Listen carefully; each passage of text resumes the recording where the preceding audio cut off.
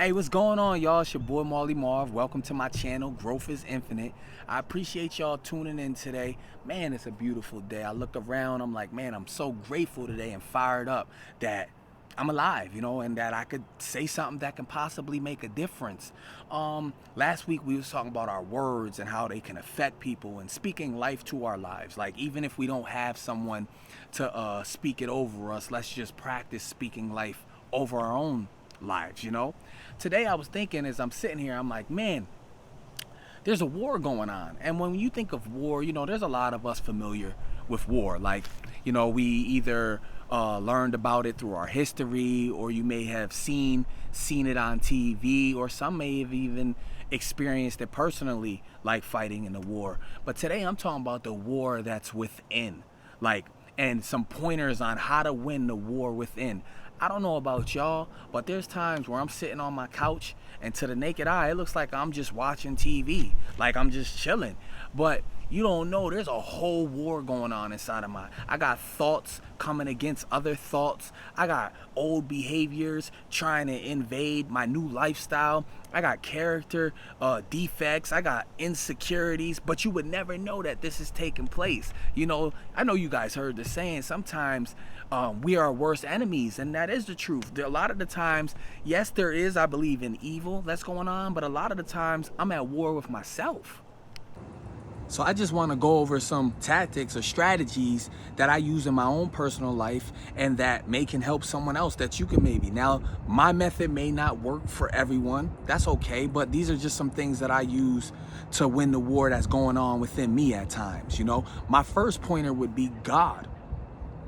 I lie to you not. There are some battles that you just can't fight in the flesh. You need supernatural help. There are some strongholds and chains of addiction of some sort that we done clung to, or somehow God attached to us, and we need supernatural help. A psychologist can't do it. Some medicine can't do it. There's only thing that is capable of breaking some of these chains is the power of God.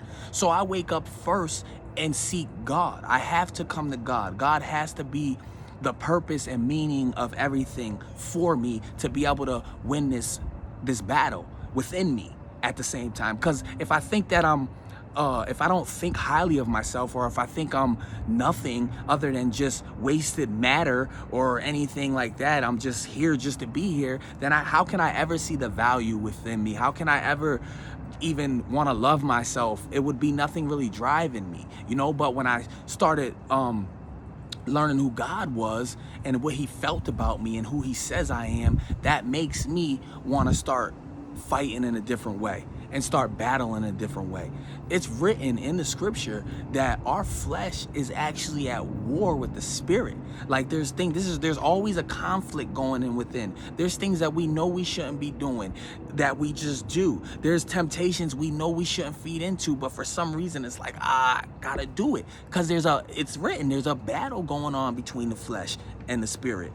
Also, the flesh, the fruits of the flesh: laziness, outbursts of anger, jealousy, envy, strife. Those are all works of the flesh.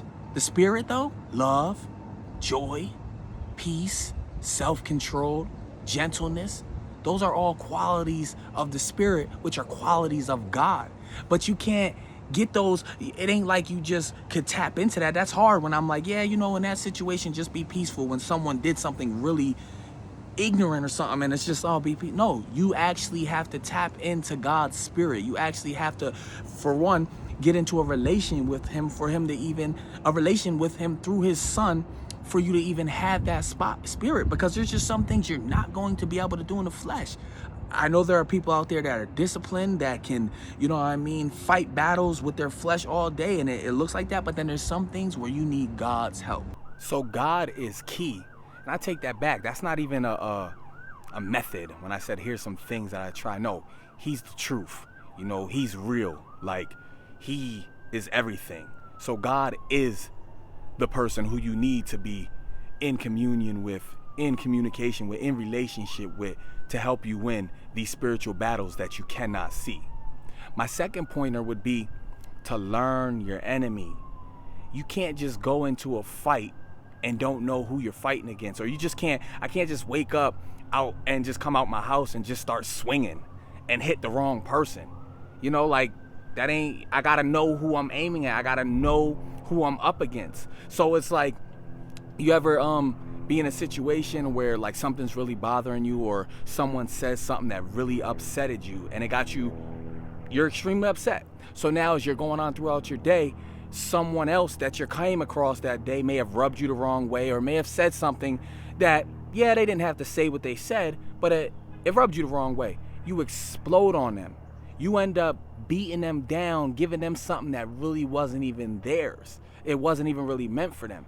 Because honestly, that wasn't my enemy. That was just an innocent bystander that got hit because I'm not addressing the real issue. I'm not coming at the real enemy. So I have to learn my enemy. Who is it that I'm up against? Yes, we have an enemy too. Yes, he's real. Yes, known as the devil, the enemy. But you know, not everything's always him either. The enemy could be a behavior. The enemy can be a lifestyle.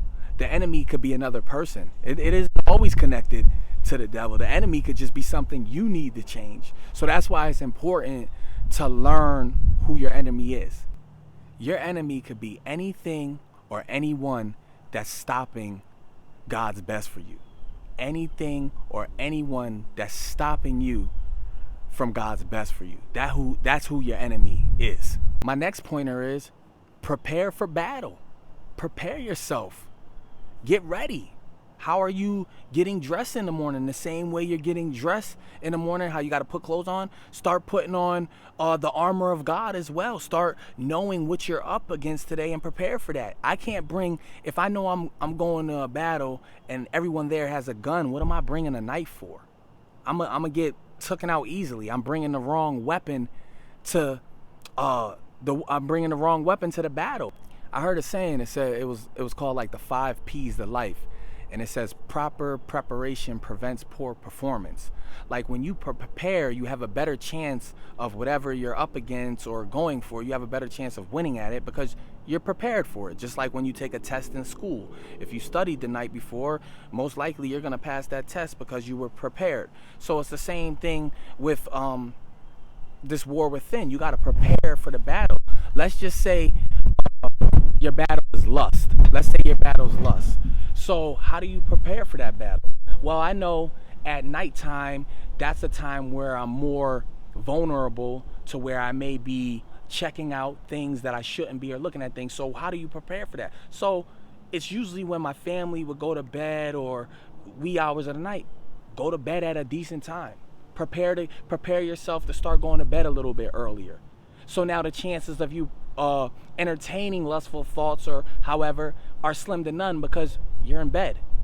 How else? What's another way? Well, if my phone triggers a lot, if I'm all over the place, if I always have my phone, put some safeguards on your phone. Put some things on your phone that can make it harder for you to entertain in something that you're struggling with or along them lines. You have to prepare. You have to put some work in to prepare yourself for the battle. Because if you just go out, if I just know I have this enemy, I don't really know who it is, I didn't really prepare, I'm gonna be a punching bag every day. I'm just gonna get beat up and be like, oh, I don't know why this is happening to me. Well, no, I woke up today, I'm like, you know what? I know there's a real enemy out there. God, I thank you for giving me another day. Help me prepare for this battle. Help me know which roads to take, which people to talk to, which people not to talk to. Help me prepare. I don't want to keep falling in the same trap. It'd be one thing if it was something new that I fall in or something, but to keep going down the same road and getting bit by the same dog, it's almost like you know, you went down that road again. Why did you go down that road? Oh, well, I thought, you know, the dog was on loose again. You know, the dog, there isn't a gate, right? It comes out. Yeah, well, son, come on. You fall into the same trap. Prepare. What I'm going to do tomorrow, I'm not going down that road. Well, why? Because I know that dog, the gate isn't chained up. I'm going to get bit. So I'm preparing myself to go down a different road today. Finally, fight back. Again, fight back. Sometimes we let our enemy, we let our circumstances, or sometimes our past just beat us down. I'm going to speak from personal for a minute. Like, I allowed life and what I've been through and everything with my mom and everything just beat me down, and I never fought back. I just gave up. I just became a victim, and over that time, because these are real pains, these are real hurts. I'm not minimizing anyone that went through anything or think that it's just easy to get over. It's not, and it really does hurt, and it really does make me think, well, dang, if I had this person or if I had that in my life, would I have not went? Yeah. But at the end of the day, this did happen to me, and I can't let this just keep beating me up. I have to fight back.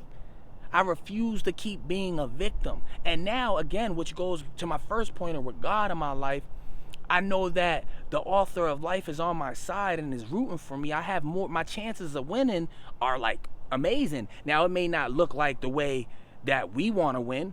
It may be patient. It may not, the road we thought was to victory, it may not be that road, but it's still a guaranteed win. So I fight back today. I lost my son's mom to addiction. I'm raising an 11-year-old son that lost his mom to addiction. I'm gonna fight now. Like, I have to fight. Every day I work in the field of helping people that are still struggling with this same disease. How do I fight it? By showing up to work.